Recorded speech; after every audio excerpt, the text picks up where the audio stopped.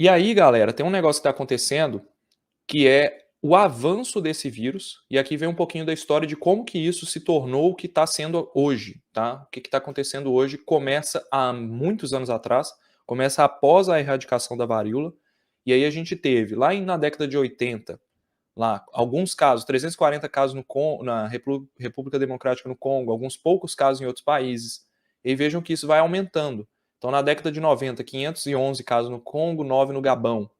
Você tem aí espalhamento na década de 2000, 10 mil casos na República do Congo, 19 no Sudão do Sul, 73 no Congo e 47 nos Estados Unidos, que na verdade viraram 81 depois. Esses 47 foram os oficialmente confirmados, mas teve 81 suspeitos.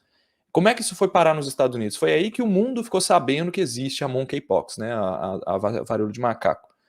Houve uma exportação de um, eu não sei se foi um traficante, eu vou fazer um vídeo sobre a varíola de macaco, e estou escrevendo um roteiro sobre isso, mas eu não cheguei nessa parte de estudar a fundo esse caso, tá? Mas houve, então, a exportação de um animal roedor, pelo que eu me lembro era um esquilo, e esse animal, ele foi guardado ali em um pet shop, em uma loja de pets, tá? E aí, esse animal acabou transmitindo o vírus da varíola de macaco para outros animais que são comuns de compradores de pets, como marmotas, como cães da pradaria, que são animais que algumas pessoas têm nos Estados Unidos, é permitido ter, tá? E isso gerou um surto lá que pegou 81 pessoas. Nenhuma morreu, beleza? Mas foi quando o mundo ficou sabendo da varíola de macaco. Isso foi em 2003.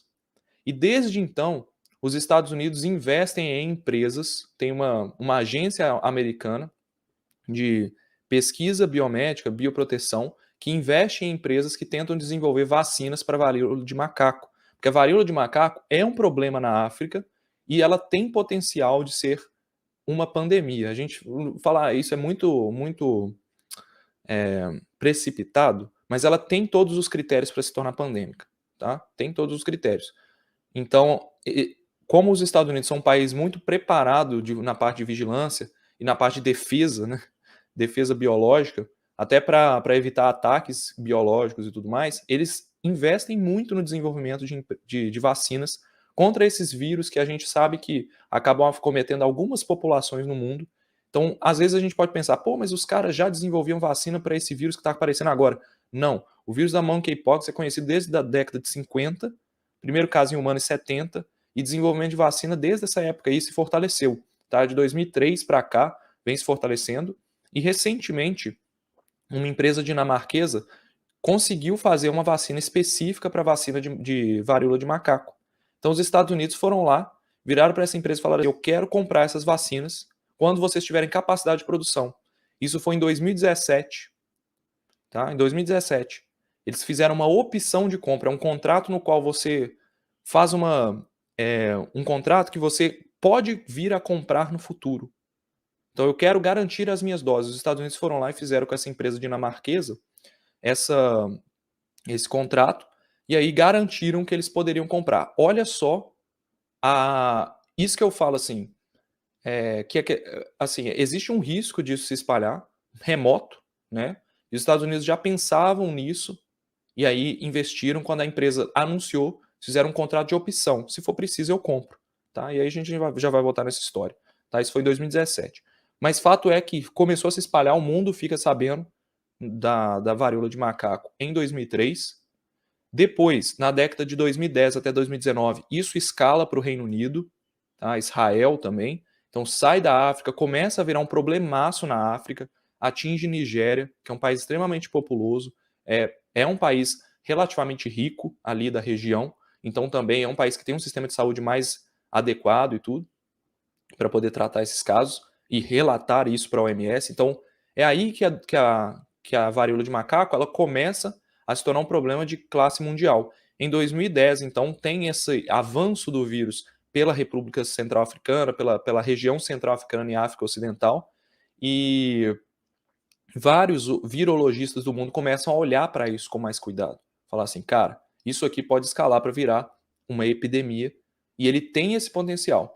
E uma coisa que aconteceu nesses casos aqui africanos foi o seguinte: O vírus, que antes só saltava de animais para o ser humano, já existia evidência de que ele estava sendo transmitido para seres humanos com boa eficiência. Então, tem um estudo mostrando aqui que no Congo, na República Democrática do Congo, nessa época, eles conseguiram rastrear uma cadeia de transmissão de 6 pessoas. Ou seja, uma pessoa pegou do animal, transmitiu para outra, transmitiu para outra, que transmitiu para outra, que transmitiu para outra, transmitiu para outra. 6 pessoas nessa cadeia de transmissão. E o vírus conseguiu. Quando o vírus é ruim, ele não está adequado para o ser humano, ele apenas consegue saltar para o ser humano e não faz mais nada, ele não é transmitido adiante. Foi o caso da gripe aviária na China esse ano, H3N8, tá? H3N2, perdão. Não, H3N8 mesmo. H3N2 foi a Darwin no Brasil. Teve um caso de gripe aviária nos Estados Unidos, H5N1. Essas gripes, esses influenzas, eles saltam para o ser humano, travam no ser humano. Cada salto é uma oportunidade do vírus mutar e adquirir mutações para infectar outro ser humano. No caso do vírus da varíola de macaco, ele já tinha essa capacidade. A gente já sabe que ele aguenta até 6 gerações em seres humanos. Não sabemos se aguenta mais, porque foi onde a cadeia de transmissão parou. Mas fato é que ele conseguiu, tá? Então a gente já tinha esse risco, ok? E aí ele fala com vocês, a gente tem que olhar, tem que fazer vigilância e tal. E aí as pessoas acham que isso é ativismo ambiental. Na verdade, hoje, se vocês pararem para pensar, de 5 anos para cá, as crises econômicas que aconteceram foram por causa de problemas biológicos. Você tem a crise de mudanças climáticas levando ao desequilíbrio de relações do clima com os animais, o ecossistema, as chuvas, tudo isso afetando diretamente a nossa agricultura, a nossa pecuária, né? O mundo inteiro está sofrendo com isso. Teve seca no ano passado, histórica. Você tem aí a pandemia de coronavírus, a pandemia de H1N1. Essas duas pandemias geraram bilhões, ou trilhões até, tem estudo mostrando até isso, trilhões de dólares em gastos, né? Então, deixar de olhar isso e falar que isso é ativismo ambiental é complicado. Fato é que a gente tem que olhar para esses problemas como problemas reais e problemas que não são apenas problemas ambientais, problemas da nossa relação com o ambiente. São problemas reais, problemas que podem afetar diretamente a nossa economia. E aí, pessoal, o vírus encontra uma maneira, né? A vida encontra uma maneira. Essa aqui é a frase que eu adoro do Ian Malcolm, lá do Jurassic Park, que inclusive vai lançar o filme novo aí dia 10 de junho, beleza? Jurassic World. Quais são as hipóteses para explicar por que isso está acontecendo agora? Então existe uma série de explicações que está sendo pesquisada pelos cientistas, mas faz muito sentido, tá bom? Que é a queda de imunidade proporcionada pela AIDS não tratada na África. Então você tem a AIDS surgindo como pandemia na década de 80, afetando absurdamente países africanos. Tem país africano com epidemia de AIDS até hoje. Então você tem uma queda de imunidade geral da população, tá? Uma queda de imunidade geral. Isso dá espaço para que vírus fiquem muito tempo no corpo das pessoas, adquirindo mutações, mesmo vírus de DNA, como o vírus da varíola de macaco, podem estar em pessoas imunossuprimidas e adquirir muitas mutações pela facilidade que eles encontram em se multiplicar e mudar o seu material genético. Você tem o fim da varíola, né? Com a queda do percentual de pessoas imunizadas. Então, se você nasceu depois da década de 80, meu amigo, você não tem imunidade nenhuma contra a varíola e muito menos contra a varíola de macaco. Se você nasceu antes da década de 80, você também provavelmente já não tem mais imunidade contra a varíola de macaco. Você tem imunidade contra a varíola humana, porque a vacina da varíola é uma das vacinas assim mais eficazes do ponto de vista de te imunizar, do ponto de vista de gerar uma resposta imune duradoura. Tá? Parece que é uma imunidade esterilizante, uma imunidade que dura a vida inteira e o vírus não consegue te infectar. Mas você tem imunidade contra a varíola humana. Ela tem apenas uma imunidade cruzada contra a varíola de macaco que parece diminuir com o tempo. Tá? Então, para uma pessoa que acabou de tomar a dose de varíola, a dose da vacina da varíola, a efetividade contra a infecção do vírus da varíola de macaco está em torno de 85%. Mas essa efetividade vai diminuindo com o tempo. Então são 40 anos aí, mais de 40 anos, né, que a gente vacinou aí os últimos seres humanos com a vacina da varíola. Então, realmente, em campanha de vacinação em massa. Então, essa imunidade já está caindo, beleza? E essa erradicação da varíola, e isso aqui que eu acho mais legal, Essa erradicação da varíola permitiu o surgimento de um nicho ecológico não ocupado. Tem muitas pesquisas hoje avançando nessa área de entender qual que é a relação do vírus com o hospedeiro e que vírus de diferentes espécies competem entre si. Tem uma linha de pesquisa que avalia que a dengue sumiu do mapa durante a pandemia porque já existia um vírus soberano ocupando o espaço dela, que seria o coronavírus. Então, esse coronavírus geraria uma imunidade da população, que pode ser inespecífica para a dengue, mas ela é cruzada, então o seu sistema imune está tratando de cuidar de um vírus, mas ele aumenta a taxa de citocinas, a taxa de proteínas inflamatórias e tudo no seu corpo, isso protegeria contra a infecção por dengue. Obviamente, essa é uma hipótese, que existe muito mais a hipótese epidemiológica de que em 2019 a gente teve uma mega epidemia de dengue, aí 2020, 2021 sumiu, voltando em 2022, mas isso mostra como que existem relações entre vírus e que vírus de diferentes espécies competem.